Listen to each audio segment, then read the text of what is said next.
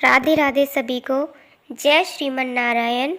आज की कथा है कि जब भगवान श्री कृष्ण पर लगा चोरी का आरोप। समयंतक मणि एक ऐसी मणि थी जिसमें स्वयं भगवान सूर्य देव का तेज समाहित था। वो मणि जिस भी राज्य में रहती, उस राज्य में कभी भी धन धान्य की कमी नहीं होती। अब ऐसी मणि को कौन नहीं पाना चाहेगा। स्वयं भगवान श्री कृष्ण के मन में उस मणि को पाने की इच्छा जागी। बचपन में गोपियों से माखन चुराकर खाने के कारण भगवान श्री कृष्ण का एक नाम माखन चोर भी है। लेकिन इस बार जो आरोप भगवान श्री कृष्ण पर लगा था, वो हंसी खेल में करी गई चोरी का नहीं था। इस बार आरोप लगा था दुनिया की सबसे मूल्यवान वस्तु की चोरी का। आरोप था कि श्री कृष्ण ने समयंतक मणि की चोरी की। क्या था इस आरोप का सच? क्या सच में चुराई थी श्री कृष्ण ने वो मूल्यवान मणि? अगर नहीं तो फिर उन पर ऐसा आरोप क्यों लगा? आज की इस कथा में चलिए जानते हैं। अंधकवंशी यादवों के राजा सत्राजीत भगवान सूर्य देव के परम भक्त थे। सत्राजीत ने वर्षों तक सूर्य देव की आराधना की। एक दिन सुबह सुबह सत्राजीत रोज की ही तरह सूर्य वंदना कर रहे थे कि भगवान सूर्य देव स्वयं उनके सामने प्रकट हो गए। सत्राजीत ने जब भगवान सूर्य देव को साक्षात अपने सामने खड़ा हुआ देखा तो हाथ जोड़कर वंदना करते हुए कहा, प्रभु, आप जिस तेज से इस सारे संसार को प्रकाशित करते हैं, मुझे वह तेज देने की कृपा करें। सत्राजीत के ऐसा कहने पर भगवान सूर्य देव ने उन्हें दिव्य समयंतक मणि दी।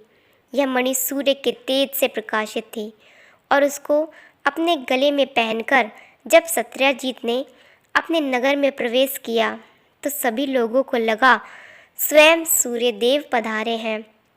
सत्राजीत ने वह मणि अपने प्रिय छोटे भाई प्रसन्नजीत को दे दी। वह मणि अंधकवंशी यादवों के घर में समृद्धि लाती रही। वह मणि जहाँ भी रहती, उसके आसपास के क्षेत्रों में समय पर वर्षा होती और सभी लोग रोगों से मुक्त रहते थे। जब भगवान श्री कृष्ण को उस मणि के बारे में पता चला तो उन्होंने प्रसेन से उस मणि को पाने की इच्छा व्यक्त की, परंतु प्रसेन ने उनको मणि देने से मना कर दिया। एक दिन प्रसेन उस मणि को अपने गले में पहनकर शिकार खेलने के लिए गए। वहाँ प्रसेन एक शेर के हाथों मारे गए और वह शेर उनकी मणि अपने मुंह में दबाकर भाग गया। महाबली ऋक्षराज जामवंत ने जब शेर को अपने मुंह में मणि दबाए भागते हुए देखा तो उन्होंने शेर का वध कर मणि लेकर अपनी गुफा में चले गए। अगर आप लोग सोच रहे हैं कि क्या ये जामवंत वही हैं, तो आप सही सोच रहे हैं। ये वही ऋक्षराज जामवंत है जिन्होंने सीता माता की खोज में भगवान श्री राम की मदद की थी। इधर जब कई दिनों तक प्रसेन का कोई पता नहीं चला तो अंधकवंश के लोग संदेह करने लगे कि हो ना हो इसमें श्री कृष्ण का ही हाथ है। उन्होंने पहले भी प्रसेन से मणि मांगी थी और प्रसेन ने उन्हें मणि नहीं दी। इसीलिए उन्होंने मणि चुराने के उद्देश्य से प्रसेन को या तो बंदी बना लिया है या उसका वध कर दिया है। सत्राजीत ने द्वारका आकर भरी सभा में सबके सामने श्री कृष्ण पर आरोप लगाते हुए कहा, माखन चुराते चुराते रत्नों की चोरी कब से करने लगे यशोदा नंदन? मेरे प्रिय भाई को तुमने जहाँ भी छुपा कर रखा है उसे मणि समेत वापस कर दो। भगवान श्री कृष्ण ने मणि नहीं चुराई थी, फिर भी उन पर मणि चुराने का आरोप लग रहा था और लोग तरह तरह की बातें कर रहे थे। इस कलंक से मुक्त होने के लिए श्री कृष्ण ने मणि को ढूंढने का निश्चय किया और जंगल में चले गए। जंगल में प्रसेन के घोड़े के पैरों के निशानों का पीछा करते हुए श्री कृष्ण को प्रसेन की और उसके घोड़े की लाशें मिली, लेकिन वहाँ मणि का कोई निशान नहीं था। थोड़ी दूर पर ऋक्षराज के द्वारा मारा गया शेर भी पड़ा मिला। ऋक्ष के पैरों के निशान का पीछा करते हुए भगवान श्री कृष्ण जामवंत की गुफा तक पहुंच गए और गुफा के भीतर चले गए। वहां उन्होंने देखा कि जामवंत की पुत्री उस मणि से खेल रही है। श्री कृष्ण को देखते ही जामवंत युद्ध के लिए तैयार हो गया और युद्ध छिड़ गया। गुफा के बाहर श्री कृष्ण के साथियों ने उनकी 7 दिन तक प्रतीक्षा की। फिर वे लोग उन्हें मर गया जानकर पश्चाताप करते हुए द्वारिकापुरी लौट गए। इधर 21 दिन तक लगातार युद्ध करने पर भी जामवंत श्री कृष्ण को पराजित न कर सका। तब उसने सोचा, कहीं ये वह अवतार तो नहीं जिसके लिए मुझे प्रभु श्री राम का वरदान मिला था। यह पुष्टि होने पर उसने अपनी कन्या जामवंती का विवाह श्री कृष्ण के साथ कर दिया और मणि दहेज में दे दी। श्री कृष्ण जब मणि लेकर वापस आए और मणि सत्याजीत को लौटा दी तो सत्याजीत अपने किए पर बहुत लज्जित हुआ। इस लज्जा से मुक्त होने के लिए उसने भी अपनी पुत्री का विवाह श्री कृष्ण के साथ कर दिया। कुछ समय के बाद श्री कृष्ण किसी काम से इंद्रप्रस्थ चले गए।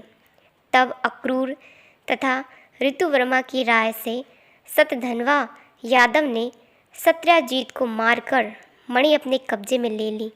सत्याजीत की मौत का समाचार जब श्री कृष्ण को मिला तो वे तत्काल द्वारिका पहुँचे। वे सतधनवा को मारकर मणि छीनने को तैयार हो गए। इस कार्य में सहायता के लिए बलराम भी तैयार थे। यह जानकर सतधनवा ने मणि अक्रूर को दे दी और स्वयं भाग निकला। श्री कृष्ण ने उसका पीछा करके उसे मार तो डाला पर मणि उन्हें नहीं मिल पाई। बलराम जी भी वहां आ पहुँचे। श्री कृष्ण ने उन्हें बताया कि मणि इसके पास नहीं है। बलराम जी को विश्वास न हुआ। वे अप्रसन्न होकर विदर्भ चले गए। श्री कृष्ण के द्वारिका लौटने पर लोगों ने उनका भारी अपमान किया। तत्काल यह समाचार फैल गया कि समयंतक मणि के लोभ में श्री कृष्ण ने अपने भाई को भी त्याग दिया। श्री कृष्ण इस अकारण प्राप्त अपमान के शोक में डूबे थे कि सहसा वहाँ नारद जी आ गए। उन्होंने श्री कृष्ण को बताया, आपने भाद्रपद शुक्ल चतुर्थी के चंद्रमा का दर्शन किया था, इसी कारण आपको इस तरह लांछित होना पड़ा। श्री कृष्ण ने पूछा, चौथ के चंद्रमा को ऐसा क्या हो गया जिसके कारण उसके दर्शन मात्र से मनुष्य कलंकित होता है।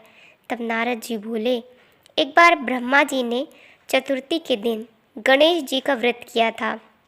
गणेश जी ने प्रकट होकर वर मांगने को कहा तो उन्होंने मांगा कि मुझे सृष्टि की रचना करने का मोह न हो। गणेश जी ज्यों ही तथास्तु कहकर चलने लगे तो उनके विचित्र व्यक्तित्व को देखकर चंद्रमा ने उनका उपहास किया। इस पर गणेश जी ने रुष्ट होकर कहा, चंद्रमा को शाप दिया कि आज से कोई तुम्हारा मुख नहीं देखना चाहेगा। शाप देकर गणेश जी अपने लोक चले गए और चंद्रमा मान सरोवर की कुमुदनियों में जा छिपा। चंद्रमा के बिना प्राणियों को बड़ा कष्ट हुआ। उनके कष्ट को देखकर ब्रह्मा जी की आज्ञा से सारे देवताओं के व्रत से प्रसन्न होकर गणेश जी ने वरदान दिया कि अब चंद्रमा शाप से मुक्त तो हो जाएगा, पर भाद्रपद शुक्ल चतुर्थी को जो भी चंद्रमा के दर्शन करेगा उसे चोरी आदि का झूठा लांछन जरूर मिलेगा, किंतु जो मनुष्य प्रत्येक द्वितीया को दर्शन करता रहेगा वह इस लांछन से बच जाएगा। इस चतुर्थी को सिद्धि विनायक व्रत करने से सारे दोष छूट जाएंगे। यह सुनकर देवता अपने अपने स्थान को चले गए। इस प्रकार भाद्रपद शुक्ल चतुर्थी को चंद्रमा का दर्शन करने से श्री कृष्ण को यह कलंक लगा था। तब श्री कृष्ण ने कलंक से मुक्त होने के लिए यही व्रत किया था। इसी प्रकार की अन्य कथाओं के लिए हमारे चैनल के साथ जुड़े रहिए। इसी प्रकार की कथाएं भागवत से जुड़ी हम आपके लिए लाते रहेंगे। जय श्रीमन नारायण, जय श्री राधे।